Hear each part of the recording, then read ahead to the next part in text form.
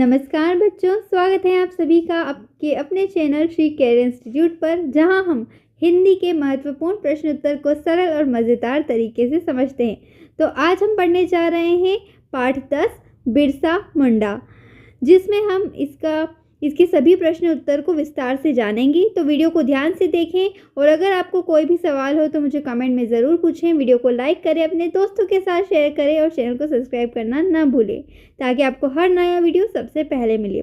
चलिए शुरू करते हैं। अभ्यास। इसमें पहला है बोध प्रश्न। प्रश्न 1, निम्नलिखित शब्दों के अर्थ शब्दकोश से खोजकर लिखिए। चलिए लिखते हैं। जीवन व्रत यानी जीवनी या जीवन परिचय, जागृति यानी चेतना, उद्धारक यानी उद्धार करने वाला, चौपट यानी बर्बाद हो जाना, कारागार यानी कैद खाना या जेल, पथ मार्ग या रास्ता, मुग्ध यानी मोहित हो जाना, प्रारंभिक यानी शुरू की, बियाबान यानी निर्जन, धूमिल धूल में लिपट जाना, पीड़ादायी कष्ट देने वाली, उपासना यानी पूजा तत्कालीन उस समय की, शोषण यानी काम करने पर मजदूरी न दिया जाना, उपचार यानी इलाज, दास्तां यानी गुलामी, नाद यानी स्वर, सामान्य साधारण, सदी शताब्दी, कथन कहावत या कहना, बर्बरता यानी निर्दयता या क्रूरता। चलिए अगला प्रश्न देखते हैं। प्रश्न 2 है, दिए गए विकल्पों में से सही विकल्प चुनकर लिखिए। देखते हैं। पहला है, बिरसा मुंडा का संबंध निम्नलिखित में से वर्तमान के किस राज्य से था? तो उनका था झारखंड से। ठीक है। अगला है, मुंडा समाज के आराध्य देव सिंह का अर्थ है। सिंह का अर्थ है सूर्य। ठीक। आगे है, प्रश्नों के उत्तर हमें संक्षेप में यानी छोटे लिखने। चलिए लिखते हैं। पहला है, बिरसा मुंडा को लुथरन मिशन स्कूल क्यों छोड़ना पड़ा?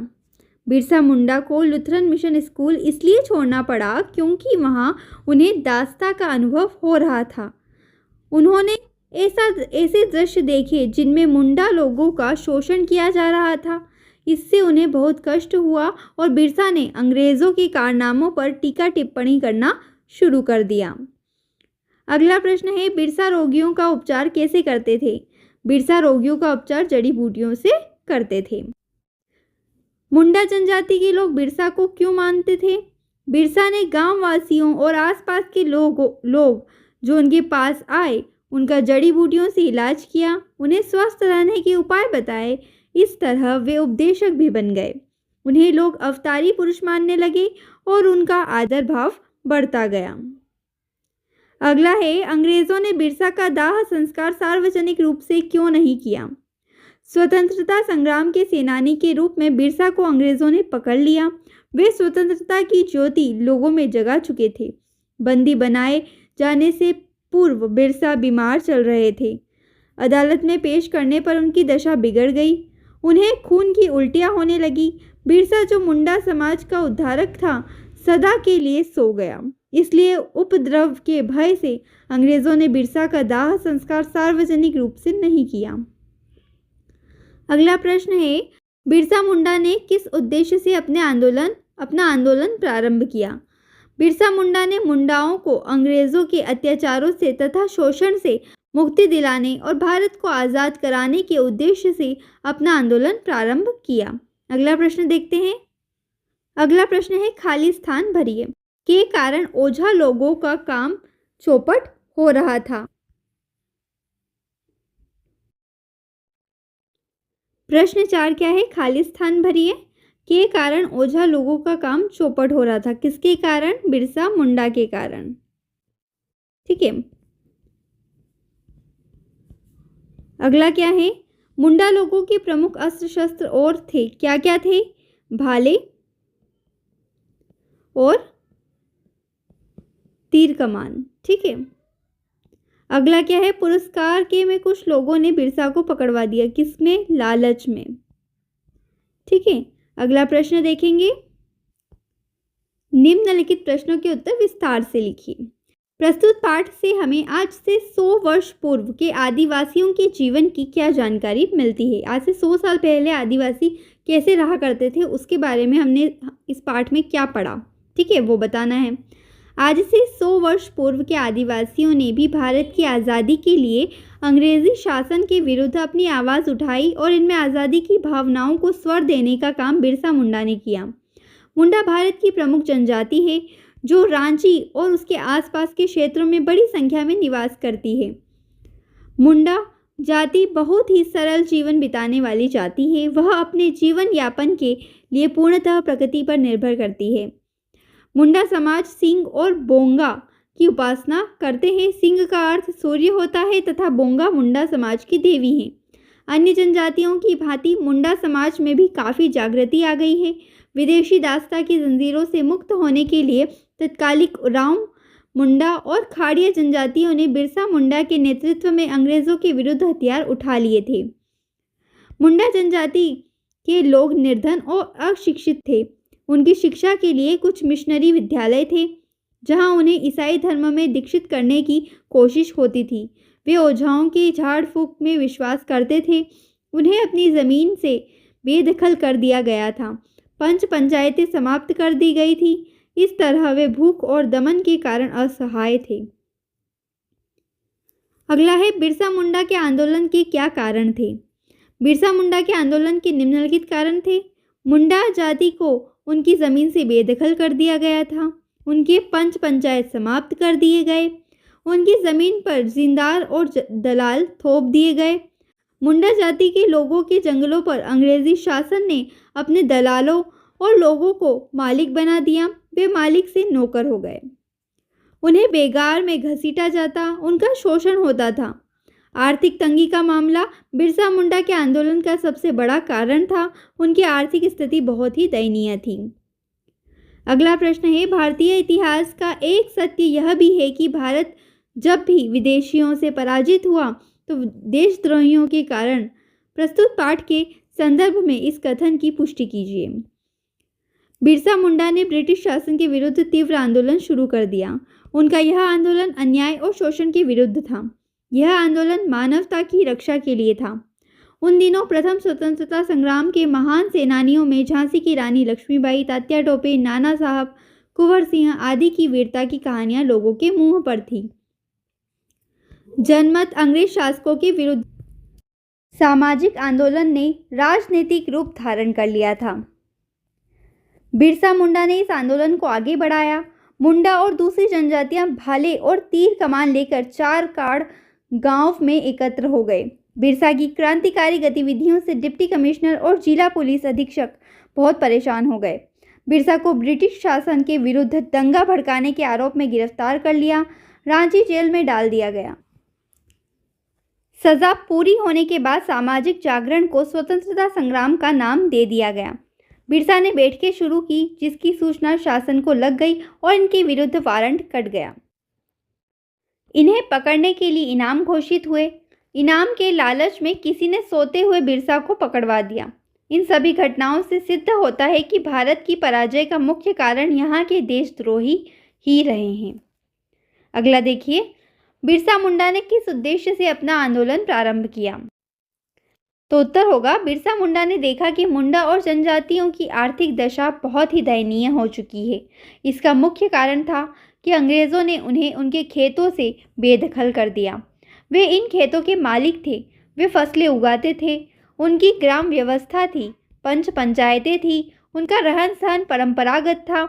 अंग्रेज़ों ने उन सब को नष्ट करके जिंदार, जागीरदार, जंगल के ठेकेदार और दलाल उन पर लाद दिए।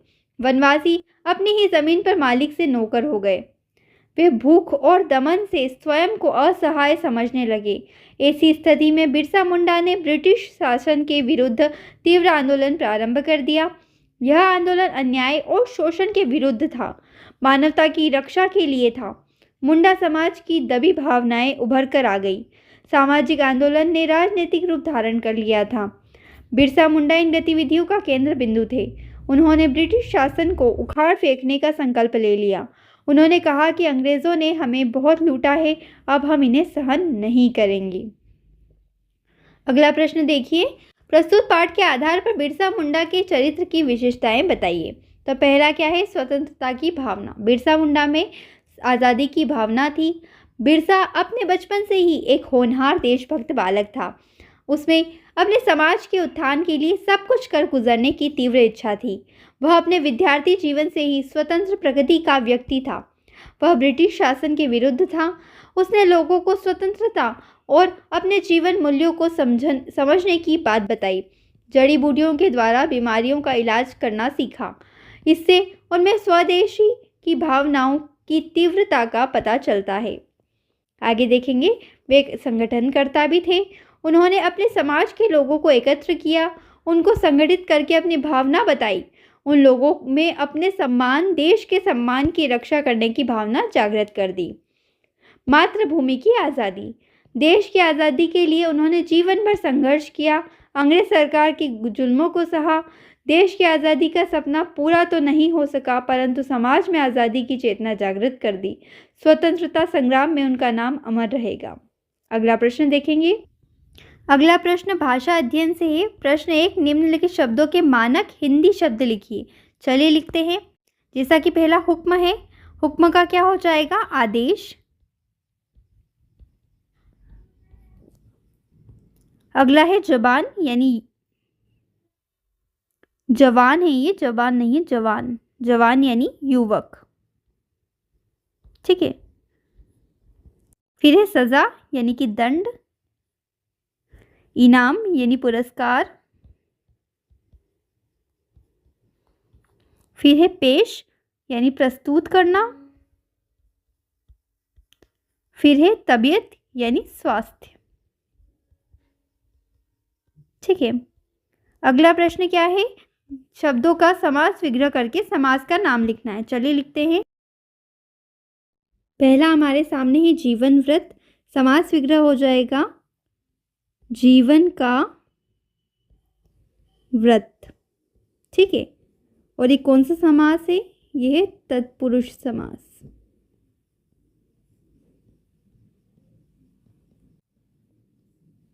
फिर है शेषव काल, तो हो जाएगा शेषव का काल, ये भी है तत्पुरुष समास, ठीक है।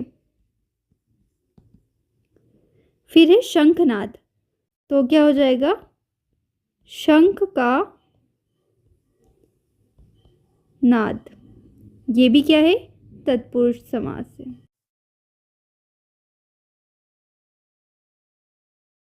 फिर है टीका टिप्पणी, तो हो जाएगा टीका और टिप्पणी।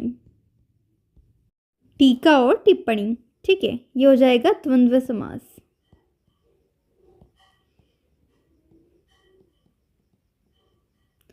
अगला है जड़ी बूटी। जड़ी बूटी का क्या हो जाएगा? जड़ी और बूटी।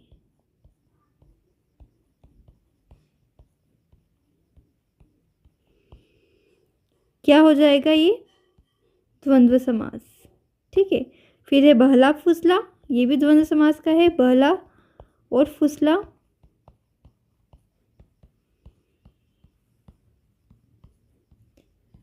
ये भी इसी का है। गांववासी, गांव के वासी, क्या हो जाएगा? आप सभी जानते हैं, तत्पुरुष समास हो जाएगा, ठीक है। अगला प्रश्न देखेंगे। निम्नलिखित शब्दों का संधि विच्छेद करके संधि का नाम बताइए। चलिए यहीं पर कर लेते हैं। पहला है तत्कालीन। तत्कालीन का क्या हो जाएगा? तत् धन कालीन, ठीक है। ये कौन सी संधि हो जाएगी? व्यंजन संधि हो जाएगी। मैं यहाँ लिख रही हूँ जगह कम होने की वजह से, ठीक है। अगला क्या है? उद्धारक। उद्धारक का क्या हो जाएगा? उत धन धारक, ये भी व्यंजन संधि है। अगला है तन्मय, क्या हो जाएगा? तत् धनमय, ये भी व्यंजन संधि है, ठीक है। फिर है सत्याग्रह, तो क्या हो जाएगा?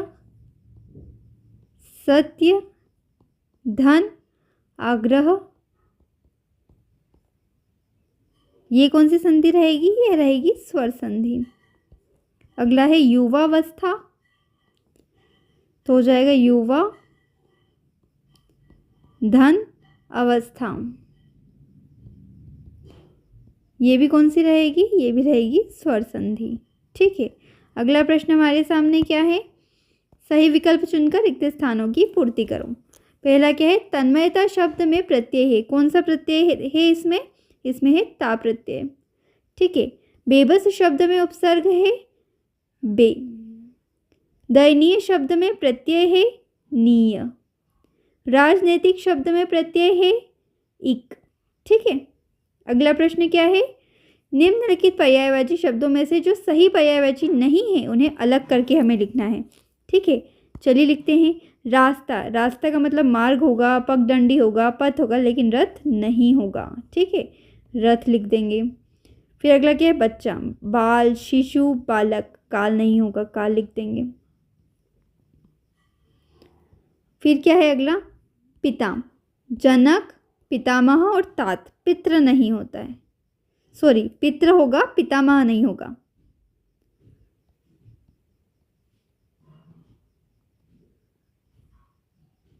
आगे देखेंगे। सूर्य, रवि, शशि, भानु और दिनकर, तो क्या नहीं होगा? शशि नहीं होगा।